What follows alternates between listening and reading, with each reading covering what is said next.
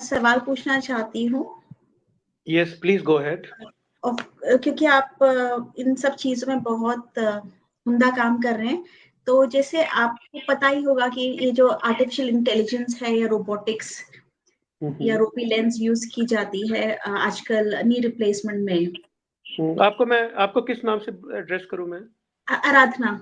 आराधना, okay. हाँ जी। बोलिए तो आराधना। हाँ जी, तो जैसे आजकल आपको पता है कि आर्टिफिशियल इंटेलिजेंस या रोबोटिक्स या जिसे कहते हैं रोबी लेंस की बहुत ही ज्यादा चर्चा हो रही है when it comes to knee replacement. तो लाइक ये जानना जरूरी है हमें, हमारे दर्शकों को, कि क्या ये वास्तव में ही बहुत बेनिफिशियल है। राना जी, मैं बताते हुए आपको बहुत दुख होता है कि जिस स्पीड से ये रोबोटिक लेंस आया, रोबोटिक सर्जरी आई, आर्टिफिशियल इंटेलिजेंस आई, इसकी एडवर्टीजमेंट हुई, खासकर हिंदुस्तान में तो बहुत एडवर्टीजमेंट हुई। और उत्तर भारत के अंदर ही अगर आप देखो तो 70-80 रोबोट खरीदे भी लोगों ने। पर ये एक तरह से बबल था, जो बहुत जल्दी बर्स्ट हो गया।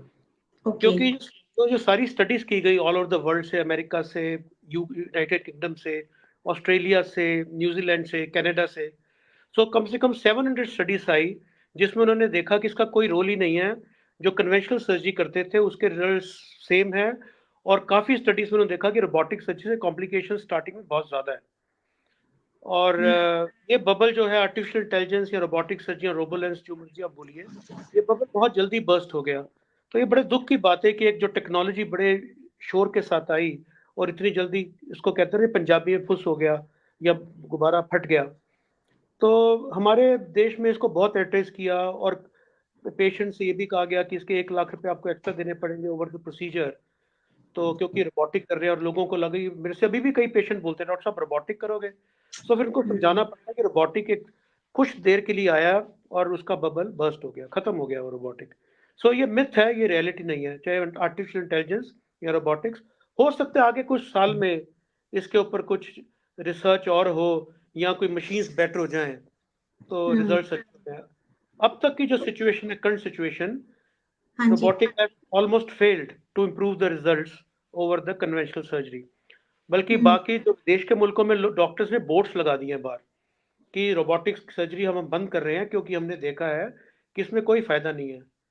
तो ये कंपनी वाले करते हैं कि जो मशीन्स बच जाती हैं वो हिंदुस्तान में लोड कर देते हैं, पैसा तो है हिंदुस्तान में। अब आगे देखते हैं इसके बारे में क्या बनता है, पर जो करंट सिचुएशन है इस समय, robotics are total failure.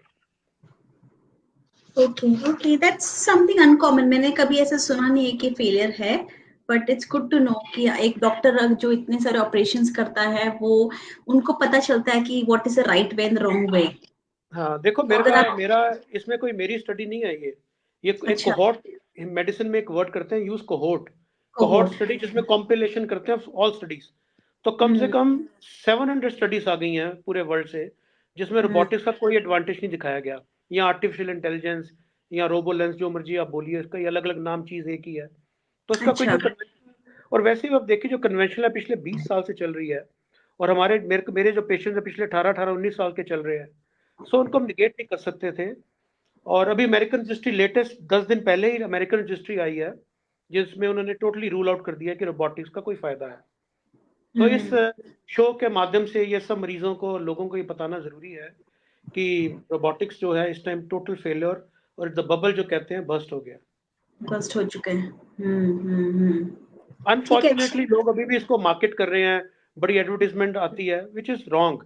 One must not misguide patients, they must tell the reality कि शोर बहुत मचा था, लेकिन ये इस नी रिप्लेसमेंट्स में या हिप रिप्लेसमेंट्स में कामयाब नहीं हुआ। Okay, right. नहीं, अच्छी बात है। Thank you for letting us know doctor.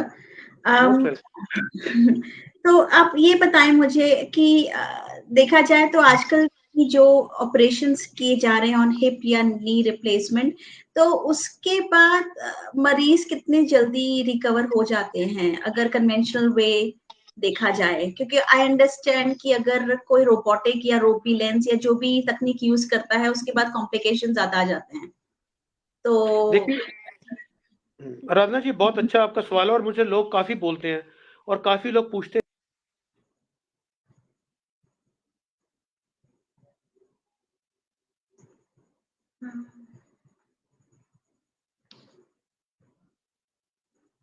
Dr. Mehra, I think I lost you. Sorry, guys. Yeah.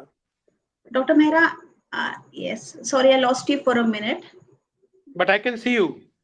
I can see you too now. So it's okay. I can see you. I think mutually we can see each other. Yes, that's right. Yes. I can hear you and see you. सो ये जो आपका ये जो आज का जो number 2 question है, ये बहुत बेस्ट क्वेश्चन है आपका, क्योंकि अच्छा। पेशेंट्स जो मेरे पास आते हैं वो ये बोलते हैं कि डॉक्टर साहब कि वहाँ पे एडवर्टीजमेंट आ रहा है कि रोबोटिक सर्जरी के बाद 3 घंटे में चला देते हैं। अब ये मैं बहुत क्लियर शब्दों में आपको बताना चाहूंगा कि मरीज का 3 घंटे में चलना या 8 घंटे में चलना या अगले दिन चलना, ये रोबोटिक पे कोई निर्भर नहीं करता।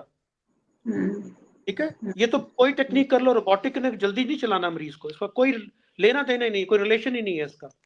बल्कि ये मैं सब अपने कुलीग्स को, जो मेरे जूनियर कुलीग्स हैं ऑर्थोपेडिक सर्जन्स, मैं उनको एडवाइस करता हूँ कि कृपया करके मरीज को 3 घंटे बाद मत चलाइए, गिर जाएगा वो।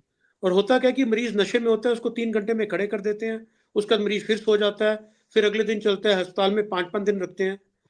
और जो बेस्ट टाइम है मरीज को चलाने के लिए, जिससे कॉम्प्लिकेशंस कम से कम देखी गई हैं, वो है that is after 18 to 24 hours. तब तक मरीज पे जो एनेस्थीसिया का इफेक्ट, जो नींद का इफेक्ट, सेडेशन का इफेक्ट, वो सब खत्म हो चुका होता है और उसमें मरीज अपने को कंफर्टेबल फील करता है। वो फोटो खिंचवाने के लिए मरीज को 3 घंटे बाद 2 कदम चलाते हैं, खड़ा करते हैं, पिक्चर बनाते हैं, फिर डाल देते हैं। मरीज उसके बाद फिर बेड पे लेट जाता है, जो 10-12 घंटे सोया रहता है। या तो तकनीक ऐसी हो कि जो 3 घंटे के बाद आपको ऑपरेशन करके अस्पताल से चले जाए, तब तो हम उसको कहेंगे ये ठीक नई टेक्निक, कोई ऐसी नई चीज आई है जिसमें मरीज को 3 घंटे बाद चल जाता है। अदरवाइज अब तो पिछले 7 साल से हर मरीज को 24 घंटे में डे केयर में छुट्टी कर देते हैं। 24 घंटे से ज्यादा रहने की जरूरत नहीं है मरीज को। और कितना ख्याल रखना पड़ता है उनको उसके बाद, लाइक एक बार उनका ऑपरेशन हो गया, 24 आवर्स बीत गए, उसके तो बाद देखिए, जिसका कि एक घुटना बदलते हैं उसमें रिकवरी फास्टर है, जो 2 घुटने बदलते हैं उसमें रिकवरी में समय लगता है। और ये हर इंडिविजुअल पे निर्भर करता है कि उसकी रिकवरी कितनी तेज होती है। कई पेशेंट ऐसे हैं जो 2 हफ्ते में ठीक हो जाते हैं, कई 6 हफ्ते में, कई 3 महीने में, कई 6 महीने में, कईयों की रिकवरी 1 साल तक चल जाती है। काफी पेशेंट्स आते हैं कि डॉक्टर साहब देखो, मेरे साथ वाले ने कराया था, वो तो 3 महीने में बिल्कुल ठीक हो गया, मैं अभी 4 महीने हुए हैं, मेरे को अभी भी प्रॉब्लम है। तो फिर हम उनको समझाते हैं कि कहीं से भी ऑपरेशन करा के आए हो, 4 महीने बहुत कम समय है, अगर आपके घुटने में इन्फेक्शन नहीं हुआ तो आप भी समय के साथ ठीक हो जाएंगे, अगर आप रेगुलर एक्सरसाइज करते रहेंगे। इसके अलावा हमने देखा जो मेन है, मेन आदमी लोगों की रिकवरी फास्ट होती है लेडी से। ओके। तो नटशेल में अगर आप देखा जाए तो रिकवरी जो है जॉइंट रिप्लेसमेंट के बाद नी की, वो डिपेंड करती है 6 हफ्ते से लेके 1 साल तक। सो अल्टीमेटली सबने दिल्ली पहुंच जाए हैं, कोई स्लो कोई लेट, पर ऐसा नहीं है कि किसी का ऑपरेशन खराब हुआ है किसी का अच्छा हुआ है, ऐसा नहीं है। लोगों की धारणा होती है कि उसका ऑपरेशन अच्छा हुआ है क्योंकि वो 2 महीने में बिल्कुल पेन फ्री हो गया, ठीक हो गया, और मेरे को तो 4 महीने है, अभी भी स्वेलिंग है, दर्द है। तो ऐसा बिल्कुल मरीज को नहीं सोचना चाहिए कहीं से भी ऑपरेशन कराया हो। लेकिन जो हिप रिप्लेसमेंट है उसकी रिकवरी बहुत फास्ट है। उसमें पेशेंट ऑलमोस्ट 7 डेज में पेनलेस हो जाता है और 2 वीक्स में ऑलमोस्ट नॉर्मल फील करता है। कोई भी हिप रिप्लेसमेंट का पेशेंट 6 हफ्ते के बाद तकलीफ में नहीं आता। ऑलमोस्ट 99.9% 6 हफ्ते तक hip replacement patients they are normal. तो देखा जाए तो hip replacement is not gender biased. अगर Hip knee replacement is, yes, very good. Hip replacement is not gender biased. Knee replacement is, Men I recover understand. fast. Men recover faster than women. Right. And is it because of the bone density, you reckon? I don't know, because a lot of research is being going on this. Why there's a gender difference in the results, but Yes. I personally think that men probably are more motivated, and secondly, the tolerance to pain, जिसको दर्द सहने की शक्ति Yeah. आदमियों में कम होती है, औरतों में ज्यादा होती है। आदमी लोग जो नी रिप्लेसमेंट कराते हैं वो अर्ली स्टेज में कराते हैं, Okay. बाय एंड लार्ज, मतलब कि एक्सेप्शंस होती हैं, लेकिन जो औरतें हैं वो अपने नीज को खींचते रहते हैं कि जब तक उस स्थिति में आ जाए कि वो बैठ ही जाएं। तो पेन टॉलरेंस औरतों में ज्यादा है, आदमियों में कम है, लेकिन रिकवरी सर्जरी के बाद आदमियों में फास्टर है, औरतों में स्लो है। इंटरेस्टिंग। दो अलग Yes, अलग it is. पहलू हैं देखा जाए तो। It is, yes. But it's good to know कि हिप रिप्लेसमेंट में दोनों हफ्ते 10 दिन में खड़े हो सकते हैं। हिप रिप्लेसमेंट खड़े तो अगले दिन कर देते हैं हम। लेकिन अच्छा, उसकी पेन जो है 7-10 दिन में बिल्कुल ऑलमोस्ट चली जाती है, ऑलमोस्ट। चली जाती है। तो हिप रिप्लेसमेंट की और नी रिप्लेसमेंट की रिकवरी में जमीन आसमान का अंतर है। Hip hmm, replacement is a wonderful procedure, बहुत ही बेहतरीन प्रोसीजर है, जिसमें ऑलमोस्ट 100% सक्सेस रेट है और हम्म, रिकवरी इज वेरी फास्ट। हम्म। तो देखा जाए तो अगर वी टॉकिंग अबाउट अभी comparison between hip replacement and knee replacement, एक बार हो गया उनकी एक पेशेंट का ऑपरेशन हो गया, उसके बाद क्या लाइफ टाइम उसको, कब तक वो हिप रिप्लेसमेंट या नी रिप्लेसमेंट उसके साथ रहेगी? देखिए, जो हिप रिप्लेसमेंट है, जिस आजकल बड़ी साइंस एडवांस कर गई है, खासकर जो जॉइंट्स आ गए हैं, तकनीक वही है जो पहले आज से 10-15-20 साल पहले थी, लेकिन जो जॉइंट्स आ गए हैं नए, उनका मटेरियल बहुत अच्छा आ गया है। हिप हम्म, रिप्लेसमेंट तो 40 ईयर्स तक, और हम संभावना करते हैं कि 40 साल तक जाएगा। 25-25 साल, 30 साल तो मेरे जॉइंट्स को हो गए जो मैंने किए हैं हिप रिप्लेसमेंट के। अच्छा, हिप हाँ, और रिप्लेसमेंट। जो कि कन्वेंशनल थे, उस टाइम स्टील होता था, आजकल सिरेमिक्स आ गए हैं। सो मैं अब हम्म, उम्मीद करता हूँ कि जो नया हिप रिप्लेसमेंट का जो लॉट है, वो 40 ईयर्स तो कम से कम जाएगा ही जाएगा। लेकिन नी रिप्लेसमेंट का भी इतने कोई ऐसे इम्प्लांट्स लंबा जाए 40 हम्म, ईयर्स तक। हो सकता है आगे रिसर्च आए और नए जॉइंट्स, उसके बाद वो जो लाइफ है नी रिप्लेसमेंट मरीजों की बढ़ जाए।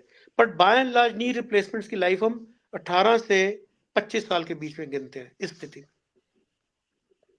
तो जैसे आप कह रहे हैं कि जो आप आजकल टूल्स यूज कर रहे हैं टू फिक्स अ पेशेंट, हाँ वो जी। हिप रिप्लेसमेंट का जो टूल अभी यूज करें, नॉट स्टील एनीमोर बस सिरेमिक, वो ज्यादा बेनिफिशियल है क्लाइंट्स के लिए, पेशेंट्स के लिए? राना जी, ऐसे है कि जो मोस्टली आजकल हम बिना सीमेंट के हिप रिप्लेस करते हैं, और ओके। सिरेमिक जो गोला होता है उसको सिरेमिक का यूज करते हैं। हम्म, और एल्डरली जो बुजुर्ग पेशेंट होते हैं, मैंने कुल्ला टूट जाता है, उसमें हम सीमेंटेड यूज करते हैं। और अच्छा। लेकिन अगर यंग पेशेंट है या मिडिल एजेड है, तो उसमें uncemented he treatment of choice है। तो अनसीमेंटेड की देखा गया लाइफ बहुत लंबी है। हालांकि जो कन्वेंशनल सीमेंट के भी चल रहे हैं वो भी लंबे चल रहे हैं, लेकिन जो हम्म, मटेरियल जो आजकल नया अच्छा मटेरियल आ गया है, सो इसकी लॉन्गेविटी हम एक्सपेक्ट करते हैं कि अच्छी होगी। अच्छा, good, good to know, very good. तो एक लास्ट क्वेश्चन है, काइंड ऑफ आपसे पूछना था कि ये मैंने गोल्ड मटेरियल भी कुछ सुना है, लाइक जॉइंट रिप्लेसमेंट या हिप रिप्लेसमेंट के लिए। राना जी, तो बहुत अच्छे अच्छे सवाल आप लेकर आए हैं, जो कि अच्छा। मेरा काम बहुत आसान कर रहे हैं। कि मरीज मेरे से आकर यही बोलता है कि वो मरीज डिक्टेट करता है, जो सबसे दुखद बात है कि आप मेरे में गोल्ड हिप नहीं डालिए जी, मेरे में हाँ, से ऑक्सीनियम डाले, सिरेमिक। ये भी हम्म, इस माध्यम के जरिए मैं मरीजों को बताना चाहूंगा, इस धोखे में मत पड़े गोल्ड और सिरेमिक में, इसके लिए एक्स्ट्रा पैसे मत लगाएं। अभी भी हम्म, रिसर्च, कंक्लूसिव स्टडी रिसर्च आ चुकी है कि जो कन्वेंशनल कोबाल्ट क्रोमियम एलॉय है, उसकी लाइफ सबसे ज्यादा है। अच्छा। और डॉक्टर्स ये भी कहते हैं, गोल्ड आपको दिखाते हैं, लगता है गोल्ड जैसा, गोल्ड नहीं होता वो। उसमें निकल मोलिब्डेनम का एक एलॉय होता है जो यूज करते हैं, जो उसको रंग देता है। और ये भी डॉक्टर्स कई बोलते हैं कि जिसमें आपको एलर्जी नहीं होगी। एलर्जी वैसे भी नहीं होती। एलर्जी भी एक मिथ है, जो एक करोड़ों में एक केस में देखा होगा उसको एलर्जी का होगा। अदरवाइज जो कन्वेंशनल नी इम्प्लांट्स हैं, उसकी जो रिजल्ट है, उसकी जो उम्र है, वो सबसे लंबी है। सो आप ये हम्म, गोल्ड या ऑक्सीनियम या इसके, प्लीज मरीजों को मेरी रिक्वेस्ट है, इसके लिए ज्यादा पैसा मत लगाएं। Conventional knee implants are the best, life उन्हीं की सबसे ज्यादा लंबी है। मैंने अपने माता पिता दोनों डॉक्टर्स हैं, दे आर बोथ सर्जन्स। मैंने उनमें राइट। कन्वेंशनल इम्प्लांट्स यूज किए हैं, कन्वेंशनल टेक्निक यूज की है। हम्म, हम्म, गोल्फ खेलते हैं, और एज उनकी 84 है कि 80, अब लगते 60 ईयर्स के हैं। वाओ। तो ये इस चीज, ये लोगों को आजकल हमारे देश के अंदर प्रॉब्लम ये आ गई है कि एडवर्टाइजमेंट्स बहुत हो गई हैं, और वो हम्म, भी रॉन्ग एडवर्टाइजमेंट्स। सो मैं मरीजों को हमेशा बोलता हूँ कि please beware of advertisements, they are hmm, wrong advertisements. हमारी ये ड्यूटी है कि हम मरीजों को मिसगाइड मत करें। यस। देखा जाए तो मेडिकल प्रोफेशन आजकल इंडिया में, या जैसे मैं ब्रिस्बेन ऑस्ट्रेलिया में हूँ, एक रेगुलेटेड इंडस्ट्री है, पर भी वहां वहां पे रहने वाले लोग भी जो प्रैक्टिस करते हैं वो भी गलत माध्यम से लोगों को रॉन्ग इंफॉर्मेशन देते हैं। तो I think it is both ways. और अगर आप जैसे कहें कि आपके पास पेशेंट्स आते हैं, वो कहते हैं कि हमें गोल्ड लगाओगे या हमारे ऊपर क्या चीज इस्तेमाल करोगे, क्योंकि गूगल से सब पढ़ के आते हैं, देखा जाए हाँ, बिल्कुल तो बिल्कुल गूगल आपका डॉक्टर बन जाता है सबसे पहले। बिल्कुल। और तो गूगल में क्या है कि जो कंपनी गोल्ड बनाती है प्रमोट करती है गूगल में, सो गूगल में आता है कि गोल्ड या किसकी सबसे लंबी लाइफ है। आराधना जी, लाइफ तो तब लंबी कहो ना कि अगर पिछले 20 साल से यूज हो रहा हो। अभी 4-5 साल पहले तो गोल्ड आया है और पिछले 2 साल में ज्यादा मात्रा में डॉक्टर यूज कर रहे हैं। पहले उसको 20 साल उसको जीने दीजिए गोल्ड को, तब पता लगेगा कि इसकी जिंदगी कितनी है। सही बात है। हमारे क्या है कि अभी नई चीज आती है, कल एक शर्ट आ गई नई जी, वो कहेंगे जी ये 20 साल चलेगी, भाई इसको डाल के देख तो लो क्या वो 20 साल चलती है कि नहीं चलती। सो मेरे स्टेज के ऊपर मैं तो अपने junior doctors, junior orthopaedic surgeon को भी बोलता हूँ कि मरीज को आप प्लीज गाइड ठीक करिए। उनको ये मत कहिए कि जी हम गोल्ड डालेंगे तो अब 1 लाख रुपए या 50,000 ज्यादा दे दीजिए और इससे आपका रिजल्ट अच्छे होंगे, ऐसा नहीं है। नहीं, अच्छी बात है जानना। तो डॉक्टर साहब आप बताएं और कुछ हमें हमारे दर्शकों को पता चले, कुछ भी, नथिंग, समथिंग न्यू, या कोई और अवेयरनेस आप देना चाहते हैं, इवन दर्शकों को मैं if to people like me who are away from India, but कभी ना कभी हम भी बूढ़े होंगे, हमें भी शायद आपकी जरूरत पड़ेगी। देखो, हम तो हमारी कोशिश होगी हम आपको बूढ़े मत होने दें, ऐसी दवाई ऐसी तकनीक आ जाए। पर मेरा मेरा अब जो एम है प्रिवेंशन है कि जितने भी सर्जरीज होती है हम तो कोशिश करते हैं, अगर मेरे को कराना है मैं तभी कराऊंगा जब मैं बिल्कुल डिसेबल्ड हूँ। तो हमें कुछ ऐसी नई चीजें एडवांसमेंट्स में आ रही हैं कि जिससे नी रिप्लेसमेंट को या तो रोका जा सके या उसको डिले किया जा सके। उसके लिए मरीज को डॉक्टर के साथ रेगुलर फॉलोअप्स और टाइम पे दिखाना बहुत जरूरी है। प्रिवेंशन पे ज्यादा बात करनी चाहिए। सर्जरी तो देखो, कल हमारे फैमिली में आपके घर में जो भी है, माँ बाप है, हस्बैंड है, कोई नहीं चाहेगा कि उनका घुटना बदल दिया जाए, कुल्ला बदल दिया जाए। आप भी उसी डॉक्टर पास जाएंगे कि डॉक्टर साहब कुछ ऐसा करिए कि इनकी नीज ठीक हो जाए, या अगर रिप्लेसमेंट भी करनी पड़े तो काफी लेट की जाए। तो उसके ऊपर हमें जोर देना चाहिए। उसके लिए डॉक्टर को समय पे मिलना और रेगुलर फॉलोअप रखना जरूरी है। मेरे पास काफी पेशेंट ऐसे आते हैं जो बिल्कुल ठीक हो जाते हैं, जो अर्ली स्टेज में आते हैं, लेकिन वो फॉलोअप छोड़ देते हैं। फिर 3 साल के बाद आते हैं कि डॉक्टर साहब देखो दर्द बढ़ गया। सो मरीज को जब ठीक है तब डॉक्टर के पास जाना और जरूरी है। बहुत जरूरी नहीं, I think this is the main reason आप you are one successful person as a doctor, कि यू नो आप मोटिवेटेड हो कि rather than making money out of the patient, आप ट्राई करना चाह रहे हो कि सबको एक अच्छी सलाह दें। नहीं राधा जी, मैं किसी भी नई चीज के अगेंस्ट नहीं हूँ। मैं तो आई लाइक टू एम्ब्रेस।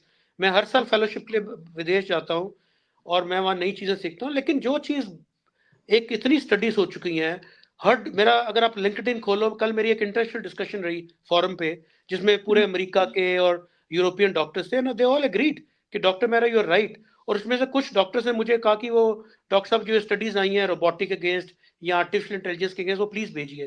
सो उनको मैंने फॉरवर्ड की स्टडी सारी वो। उसके बाद they plotted my working into this, going deep into the subject of artificial intelligence.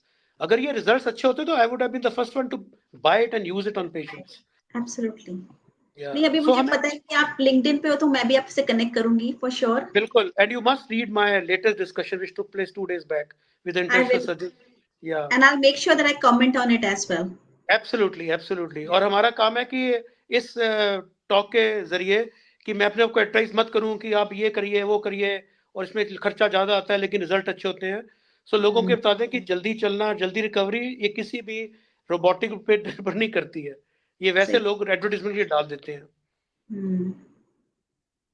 Thank you so much doctor Vikas, आज के सेशन के लिए मच अप्रिशिएटेड, और thank you for your time and effort in coming, और आपने इतने busy schedule में आपने टाइम निकाला for me and for my questions. Thank you so much. And thank you, Radha ji. और मेरी एक रिक्वेस्ट है कि next time you take the top knee surgeon from Australia, let's say his let's see the viewpoint of Australian knee surgeon, that what he thinks Yes, about this technology, and then you come again. definitely. Yeah, because this is now it's become a dictum now that it is no better than the conventional surgery. ये नहीं कि मैं कह रहा हूँ, मैं तो use ही नहीं किया अभी तक। ये सारी दुनिया बोल रही है अब, जो best dog surgeons from the world, they used it, did in 20, 30,000, 15,000 cases and abandoned it, and they put boards clinic के बाहर कि प्लीज इसके बारे में बात मत करिए। बात ना करें। हाँ, नहीं, आई विल मेक श्योर कि मैं ये एफर्ट लूं कि मैं करूं कुछ यहाँ के सर्जन से बात, Yeah, and then and we you can collaborate. must convey my thoughts to the surgeon from Australia that one of the doctors from India has this. You must tell that. Yes, I'll do that. Thank you. Thank you so Right? much, Dr. Mehra. Thank you so Thank you. much. It was a pleasure talking to you, Radhana ji, and have a good day. Good night. I will. Bye bye. Likewise. Thank you. Bye.